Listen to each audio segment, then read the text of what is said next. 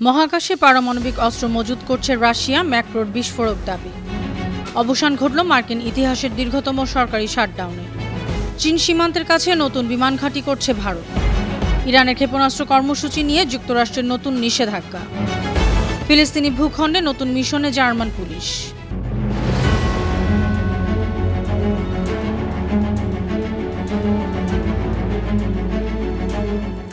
শুনছিলেন সংবাদ শিরোনাম। সবাইকে স্বাগত জানাচ্ছি বিশ্বজুড়ে প্রতিদিনে বিশ্বের বিভিন্ন প্রান্তের সব শেষ তথ্য জানাতে আপনাদের সঙ্গে আছি আমি অনন্যা চৈতি। মার্কিন সিনেট ও প্রতিনিধি পরিষদে পাশের পর অন্তর্বর্তী অর্থ বিলে বুধবার সই করেছেন প্রেসিডেন্ট ডোনাল্ড ট্রাম্প। এর মধ্য দিয়ে দেশটির সরকারি দপ্তরের অচল অবস্থার অবসান হলো। যুক্তরাষ্ট্রের ইতিহাসে এই শাটডাউন ছিল সবচেয়ে দীর্ঘতম 43 দিন। বার্তা সংস্থা এএফপি জানিয়েছে, নতুন পাশ হওয়া বিলে আগামী শরৎ পর্যন্ত সামরিক নির্মাণ, ভেটারেন্স অ্যাফেয়ার্স, সাবেক সেনা সদস্যদের সহায়তা নীতি, কৃষি দপ্তর ও কংগ্রেসের কার্যক্রম পরিচালনায় অর্থায়নের নিশ্চয়তা দেওয়া হয়েছে। সরকারের বাকি দপ্তরগুলোর জন্য তহবিল বরাদ্দ দেওয়া হবে জানুয়ারি শেষ পর্যন্ত। চীনের সঙ্গে বিতর্কিত হিমালয় সীমান্তের কাছে যুদ্ধ বিমান পরিচালনার জন্য একটি নতুন বিমান ঘাঁটি উদ্বোধন করেছে ভারত। বৃহস্পতিবার ভারতীয় বিমান বাহিনী প্রধানের উপস্থিতিতে একটি সামরিক পরিবহন বিমানের অবতরণের মাধ্যমে এটি যাত্রা শুরু করে।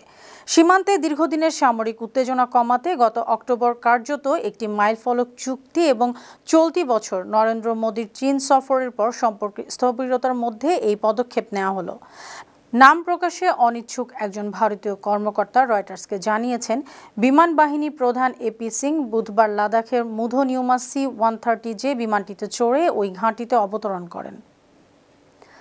আগামীতে আকাশে নয়, সরাসরি যুদ্ধ হবে মহাকাশে, এমনই এক আশঙ্কার কথা বলেছেন ফ্রান্সের প্রেসিডেন্ট ইমানুয়েল ম্যাক্রো। তার ভাষায় আগামীর যুদ্ধক্ষেত্র হবে মহাকাশ। বুধবার ফ্রান্সের মহাকাশ ও বিমান চলাচল কেন্দ্র তুলুসে এক সংবাদ সম্মেলনে তিনি এ চাঞ্চল্যকর মন্তব্য করেছেন। তার অভিযোগ, 2022 সালে ইউক্রেনে যুদ্ধ শুরু হওয়ার পর থেকেই রাশিয়া মহাকাশ থেকে গোপন নজরদারি চালাচ্ছে। ম্যাক্রোর দাবি, রুশ মহাকাশ যানগুলো বেশ কিছুদিন ধরেই ফরাসি উপগ্রহগুলোর উপর নজর রাখছে, যেন প্রতিটি গতিবিধি পর্যবেক্ষণ করছে নিঃশব্দে। শুধু তাই নয়, ফরাসি মহাকাশ স্থাপনাগুলোও নাকি আক্রান্ত হয়েছে। জিপিএস সিগন্যাল জ্যামিং থেকে শুরু করে সাইবার হামলা সবই রাশিয়ার কর্মকাণ্ডের অংশ বলে তিনি অভিযোগ তুলেছেন। তার মতে এটা শুধুই গুপ্তচর বৃত্তি নয়, বরং এক নতুন ধরনের যুদ্ধের প্রস্তুতিও। আর এখানেই এসেছে সবচেয়ে উদ্বেগজনক অভিযোগটি। ম্যাক্রো ইঙ্গিত দিয়েছেন, রাশিয়া মহাকাশে পারমাণবিক অস্ত্র মজুত করছে। তিনি একে বিশ্বের জন্য সম্ভাব্য এক বিপর্যয় বলে অভিহিত করেন। ইরানের বিরুদ্ধে নতুন নিষেধাজ্ঞা ঘোষণা করেছে যুক্তরাষ্ট্র। বৃহস্পতিবার 13 নভেম্বর এক প্রতিবেদনে ইরানের সরকারি বার্তা সংস্থা মেহের নিউজ জানিয়েছে, এই ঘোষণা এসেছে যুক্তরাষ্ট্রের অর্থ মন্ত্রণালয় থেকে। তাদের অধীনস্থ office of foreign assets control এক বিবৃতিতে জানিয়েছে, ইরানের ব্যালিস্টিক ক্ষেপণাস্ত্র ও ড্রোন উৎপাদনকে সহায়তা করা একাধিক ক্রয় নেটওয়ার্কের বিরুদ্ধে ব্যবস্থা নেওয়া হয়েছে। এই নেটওয়ার্কে জড়িত 32 জন ব্যক্তি ও প্রতিষ্ঠানকে নিষেধাজ্ঞার আওতায় আনা হয়েছে। আর শুধু ইরানি নয়, তারা ছড়িয়ে আছে সংযুক্ত আরব আমিরাত, তুরস্ক, চীন, হংকং, ভারত, জার্মানি আর ইউক্রেন পর্যন্ত। Office of foreign assets control বলছে, এই ব্যক্তি ও প্রতিষ্ঠানগুলো ইরানের সামরিক কর্মসূচিতে গুরুত্বপূর্ণ ভূমিকা রাখছে, বিশেষ করে যেসব প্রযুক্তি ইরানের ড্রোন ও ক্ষেপণাস্ত্র তৈরিতে ব্যবহৃত হয়। ইসরায়েলি দখলদার বাহিনীর তাণ্ডবে ফিলিস্তিনের গাজার 90%রও বেশি গাছপালা ধ্বংস হয়ে গেছে। বৃহস্পতিবার আল জাজিরাকে সাক্ষাৎকারে গাজার দক্ষিণ অঞ্চলীয় শহর খান ইউনিসের মেয়র আলা আল বাত্তা এ তথ্য জানিয়েছেন। তিনি বলেছেন, সঠিক বর্জ্য নিষ্কাশনের জন্য ল্যান্ডফিলে প্রবেশ করাই কঠিন হয়ে পড়েছে। মেয়র আরও বলেন, ধ্বংসযজ্ঞের কারণে গাজায় রোগ ও মহামারী ছড়িয়ে পড়ছে। এদিকে 2 বছরের ইসরায়েলি গণহত্যা যুদ্ধে গাজায় নিহতের সংখ্যা 69,000 ছাড়িয়ে গেছে। এ সময়ে 1,70,000-এর বেশি মানুষ আহত হয়েছেন। ফিলিস্তিনি ভূখণ্ডে পুলিশ কর্মকর্তাদের মোতায়েন করেছে জার্মানি। জার্মান সরকার জানিয়েছে, তাদের পাঠানো পুলিশ সদস্যরা নিরস্ত্র, অর্থাৎ তারা অস্ত্র ছাড়াই কাজ করবেন। তাদের লক্ষ্য স্থানীয় নিরাপত্তা বাহিনীকে পুনর্গঠন করা এবং অঞ্চলে স্থিতিশীলতা ফিরিয়ে আনা। জানা গেছে, এ দলটি প্রায় 2 সপ্তাহ আগে জেরুজালেমে পৌঁছেছে।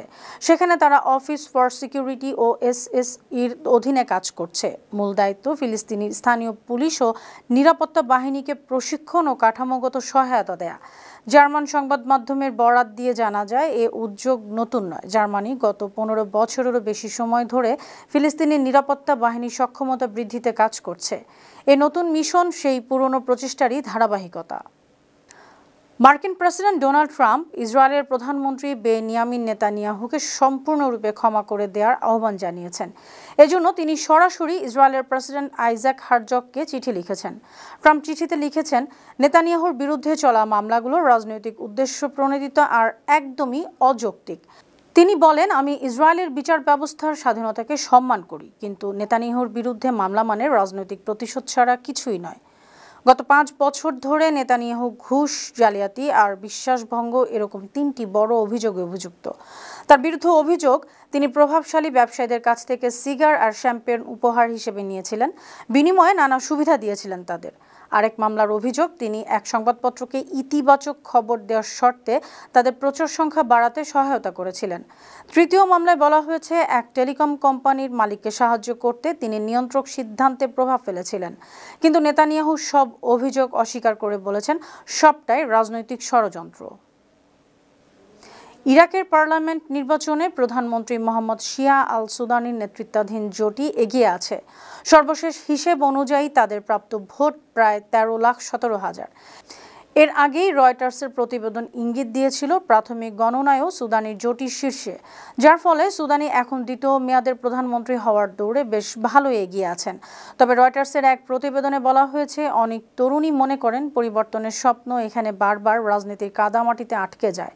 ইরাকের সংসদে মোট 329টি আসন, কোনো দল এককভাবে সরকার গঠন করতে পারে না, তাই জোটই হলো মূল অস্ত্র। আর এই জোট গঠনের লড়াই সাধারণত সহজ হয় না। কখনো কখনো সরকার গঠনে লেগে যায় মাসের পর মাস। এবারের ভোটে অংশগ্রহণ ছিল মাঝারি পর্যায়ের। নির্বাচন কমিশন জানিয়েছে, ভোট পড়েছে প্রায় 56.11%।